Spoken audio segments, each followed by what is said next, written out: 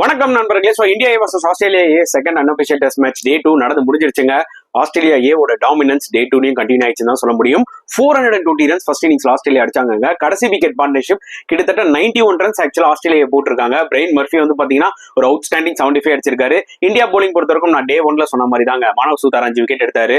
குருனூர் பிரார் வந்து பாத்தீங்கன்னா ஒரு 3 விக்கெட் எடுத்திருக்காரு. மற்றபடி பிரசீத் சிராஜ் எல்லாம் ரொம்ப டிசப்பாயிண்டிங் போலிங். அதுக்கப்புறம் திருப்பி இந்தியா வந்து பாத்தீங்கன்னா 194 ஆல் அவுட்.